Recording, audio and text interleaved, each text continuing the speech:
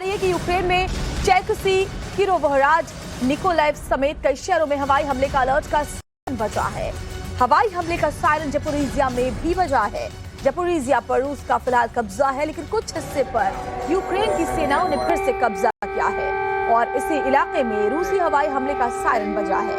पिछले 9 महीनों से जारी इस महायुद्ध में यूक्रेन पर रूस की तरफ से लगातार हवाई हमले के साथ साथ मिसाइल अटैक किए जा रहे हैं और ये जो हवाई सायरन आप सुन रहे हैं, ये मतलब है इसका कि कितनी दहशत में वहां पर लोग जी रहे हैं।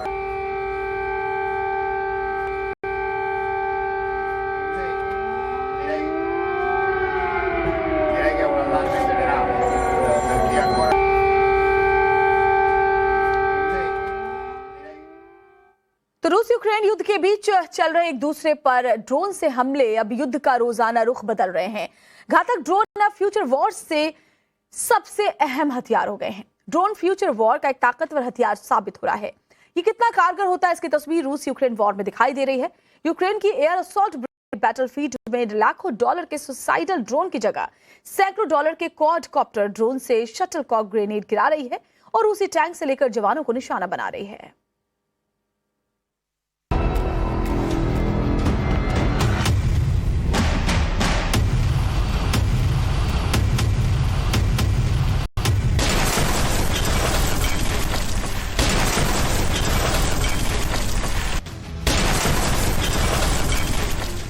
एक बार नहीं, 2 बार नहीं, कई बार इस रूसी सैनिक पर ड्रोन से ग्रेनेड अटैक हुए।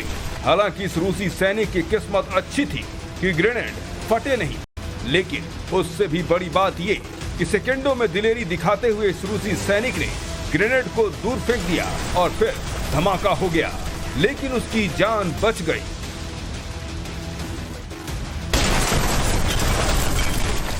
रूस यूक्रेन की महाजंग के बीच ये हैरान कर देने वाली तस्वीर सामने है, लेकिन इससे भी ज्यादा हैरान कर देने वाला ये ग्रेनेड। दरअसल इस ग्रेनेड में लगा है बैडमिंटन का शटलकॉक और जिस ड्रोन से ग्रेनेड को ड्रॉप किया गया वो हजारों लाखों डॉलर का ड्रोन नहीं, बल्कि सस्ता क्वाडकॉप्टर ड्रोन है। इस क्वाडकॉप्टर ड्रोन और शटलकॉक ग्रेनेड से यूक्रेनी सेना जंग के मैदान में ताबड़तोड़ हमले कर रही है। रूसी सैनिकों से लेकर टैंकों तक को निशाना बना रही है, या यूं कहें कि इस जुगाड़ू हथियार से जंग के मैदान में अपनी स्ट्राइक पावर भी बढ़ा ली है।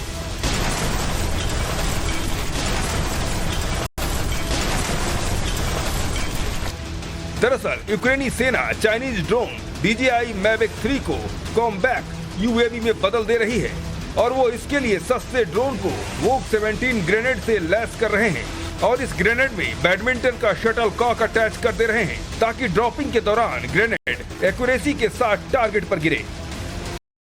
ये 500 मीटर की ऊंचाई तक जा सकता है। खास बात ये भी है कि ड्रोन थर्मल इमेज से लैस है, यानी ये रात में भी हमला करने में सक्षम है। लागत की बात करें तो DJI Mavic 3 ड्रोन की कीमत $2000 है, जबकि तुर्की के बेयर कतार ड्रोन की कीमत $50 लाख है।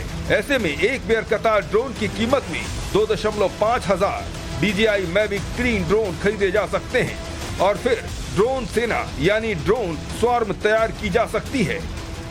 अब आपको दिखाते हैं कि ये कैसे सस्ते क्वाडकॉप्टर ड्रोन शटलकॉक वाले ग्रेनेड से ग्लैस होने के बाद वॉर फ्रंट के फाइटर साबित हो रहे हैं और दुश्मनों के लिए बुरा सपना।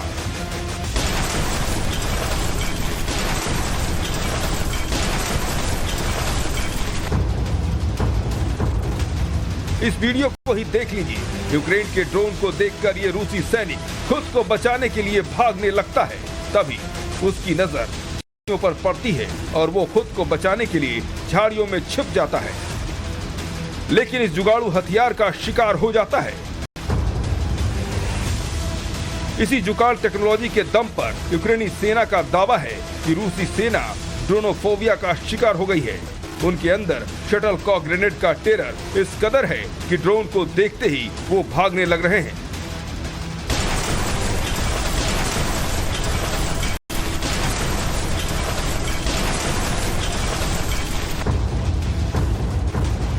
रूसी हमले के बाद से ही यूक्रेनी सेना होममेड ऐसे ड्रोन का इस्तेमाल करती आ रही है।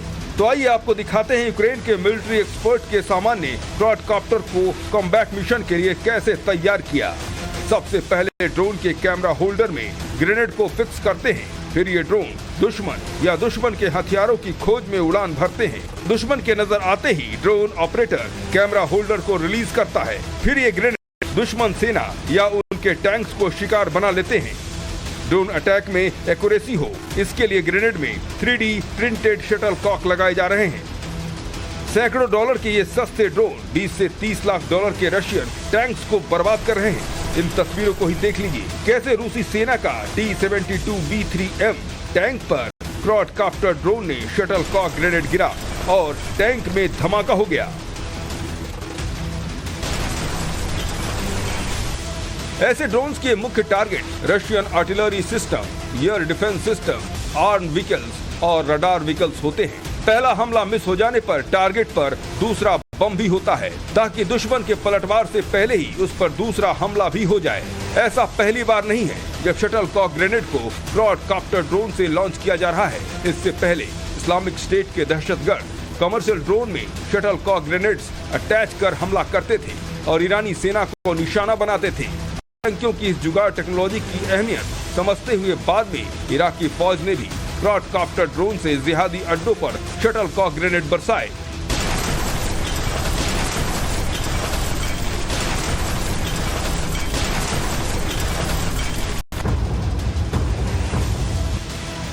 अब ऐसा ही हथियार यूक्रेन रूसी सेना के खिलाफ इस्तेमाल कर रहा है। अब आपको दिखाते हैं वो तस्वीर जिसमें एग्रीकल्चर ड्रोन को मिनी बॉम्बर में बदला जा रहा है।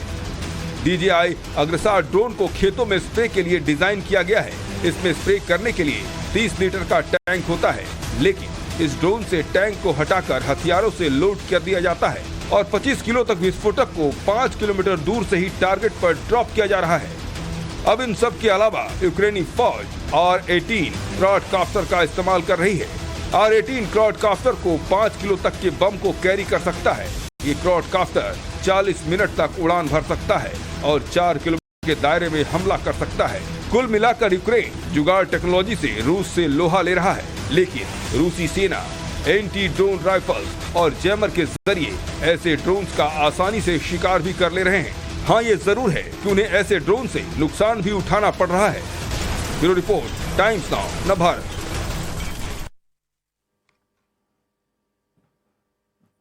अमेरिका और नाटो में रूसी परमाणु हमले का खौफ का खुलासा पुतिन और फ्रांस के प्रेसिडेंट इमैनुअल मैक्रों के बीच बातचीत से हुआ। इस बातचीत में पुतिन ने इस महाविस्फोटक प्लान का संकेत दे दिया है, हिरोशिमा और नागासाकी जैसी महातबाही का जिक्र कर, जिसके बाद यूक्रेन के हमदर्द देशों में परमाणु हमले का खौफ पसर गया कि पुतिन 9 महीने से चल रहे रूस यूक्रेन महायुद्ध का द एंड परमाणु हमले से ही करेंगे।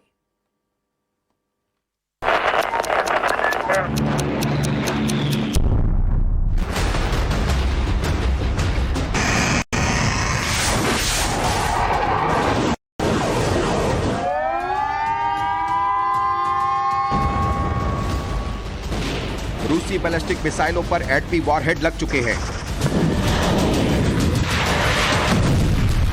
मिसाइलों के टारगेट सेट कर निशाना लॉक है।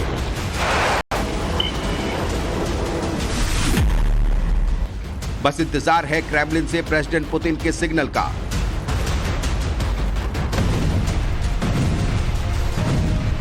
और यह इंतजार किसी भी वक्त खत्म हो सकता है। दुनिया 77 साल बाद हिरोशिमा और नागासाकी वाली तबाही देखने वाली है।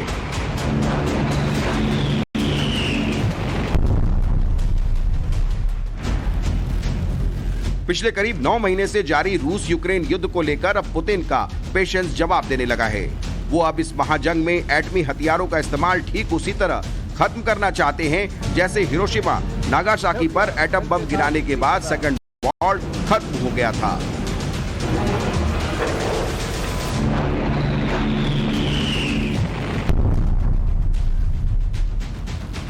खुद प्रेसिडेंट पुतिन ने ये बात कबूली है।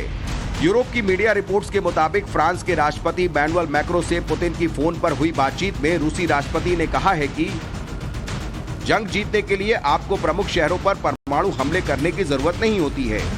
सेकेंड वर्ल्ड वॉर में हिरोशिमा और नागासाकी इसका उदाहरण है।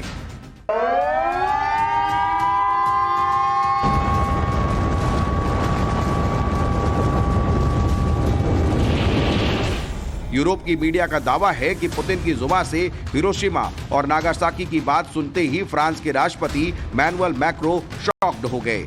मैक्रो ने पुतिन से बातचीत के बाद कहा कि यह बहुत बड़े संकेत की तरह लग रहा है। पुतिन अपने न्यूक्लियर हथियारों का इस्तेमाल कीव पर न करके यूक्रेन के दूसरे शहरों पर कर सकते हैं। पुतिन साहब का मैक्रोन को यह बताना कि सेकेंड वर्ल्ड वॉर में हिरोशिमा और नागासाकी के ऊपर यूएसए ने न्यूक्लियर बॉम्ब बरसाए थे, तो उसका एक मिलिट्री लेसन है कि वॉर को जीतने के लिए मेजर टाउन्स को टारगेट करने की जरूरत नहीं है न्यूक्लियर सिनेरियो में। और हो सकता है पुतिन साहब का जो ध्यान है अब जो है ईस्ट ऑफ यूक्रेन पर जाए, इस किस्म का अगर अटैक प्लान कर रहे हैं कीव को एक किनारे छोड़ते हुए। अब सवाल है कि अगर पुतिन यूक्रेन पर एटमी प्रहार करते हैं तो यूक्रेन के वो शहर कौन हैं जो 21वीं सदी के हिरोशिमा नागासाकी बनेंगे।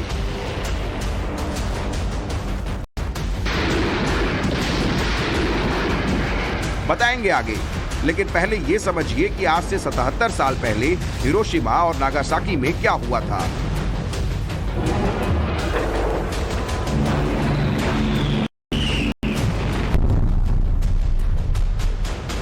सेकेंड वर्ल्ड वॉर अपने चरम पर था। अमेरिका ने ऐसे हथियार का इस्तेमाल किया जिसकी उम्मीद दुनिया के किसी भी मुल्क ने नहीं की थी, क्योंकि इस वेपन का इस्तेमाल अब तक नहीं हुआ था। Tokyo, 20,000 feet below. तारीख थी 6 अगस्त 1945। अमेरिका ने जापान के हिरोशिमा पर एटम बम से अटैक किया।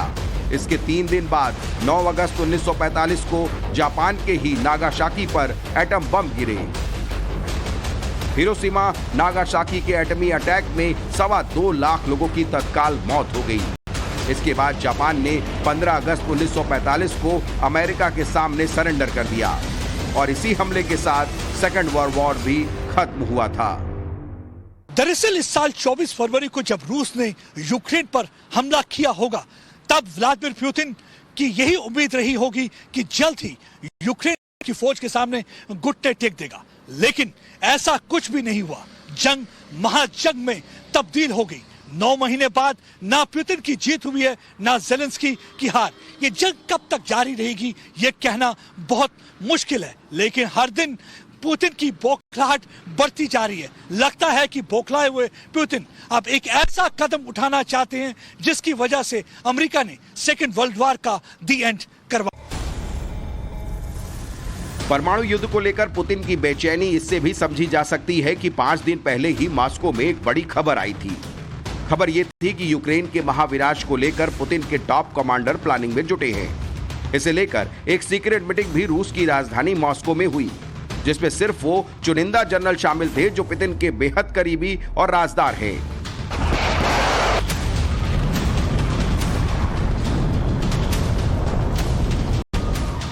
पुतिन के न्यूक्लियर वेपन के इस्तेमाल की प्लान पर 2 नवंबर को न्यूयॉर्क टाइम्स में चौंकाने वाली रिपोर्ट आई थी। रिपोर्ट में दावा किया गया है कि रूस के टॉप कमांडर्स इस सीक्रेट मीटिंग में यूक्रेन पर न्यूक्लियर अटैक को लेकर चर्चा हुई है। मॉस्को यूक्रेन पर टेक्निकल न्यूक्लियर वेपन का इस्तेमाल कब और कैसे कर सकता है, इसे लेकर रणनीति बनाने को भी मंथन हुआ। हालांकि रिपोर्ट में दावा किया गया कि प्रेसिडेंट पुतिन इस मीटिंग में शामिल नहीं थे। हालांकि इससे पहले भी पुतिन कई बार एटमी अटैक की धमकी दे चुके हैं। Необходимо принять следующее решение. Оно в полной мере адекватно угрозам, с которыми мы сталкиваемся. А именно, для защиты нашей Родины, ее суверенитета и территориальной целостности, для обеспечения безопасности нашего народа и людей на освобожденных территориях. यानी अब ये बात तय है कि धरती पर परमाणु युद्ध होकर रहेगा, लेकिन एटमी युद्ध हुआ तो कैसी होगी महातबाही, दिखाएंगे आगे। आप बने रहिए नवभारत टाइम्स पर। आप बने रहिए टाइम्स नाउ नवभारत के साथ। ये तो बात हुई कि अगर परमाणु युद्ध में स्ट्रैटेजिक न्यूक्लियर वेपन का इस्तेमाल होता है तो कैसी महातबाही आ सकती है। लेकिन अगर पुतिन अपने टैक्टिकल न्यूक्लियर बॉम्ब को यूज करते हैं तो क्या होगा, चलिए आपको बता देते हैं।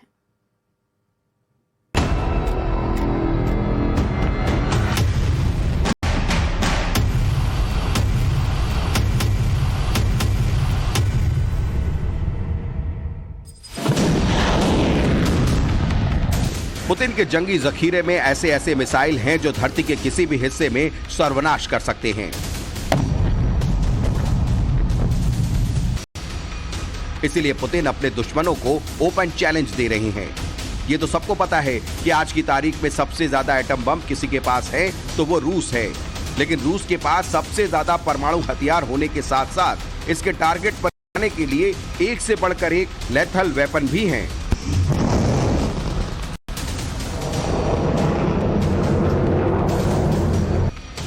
ये है पुतिन का लेटेस्ट और महाविनाशक हथियार RS-28 सरमट।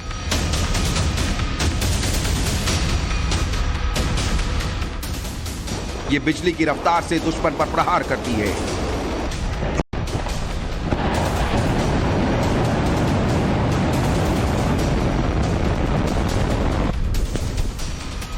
पच्चीस 25,000 किलोमीटर से भी ज्यादा की स्पीड से ये हमला करती है।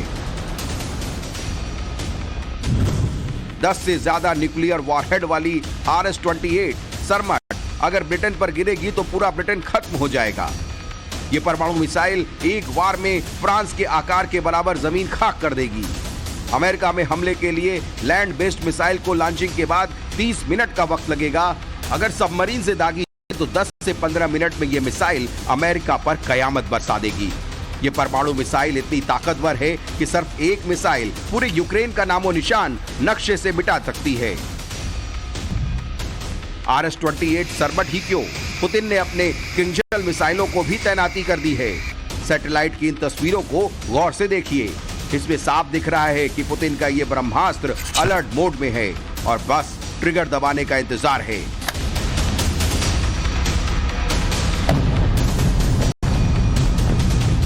इन तस्वीरों को जारी किया है ब्रिटेन के रक्षा मंत्रालय ने। ब्रिटेन के रक्षा मंत्रालय की ओर से जारी इस तस्वीर में रूस के 2 MiG-31 के फॉक्स हाउंड जेट नजर आ रहे हैं, लेकिन दहशत उस मिसाइल से है जिससे यह फाइटर जेट लैस है।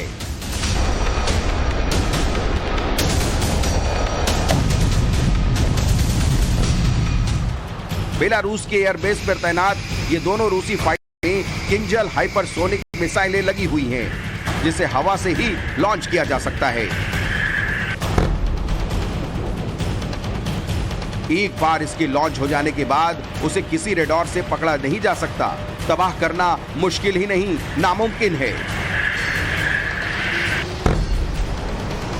यानी एक बार ये मिसाइल बेलारूस से रूसी एयरबेस से फायर होती है तो महज 9 सेकंड में लंदन का नामो निशान मिट जाएगा। देश और दुनिया की खबरें जारी है। फिलहाल रुकेंगे एक छोटे से ब्रेक के लिए।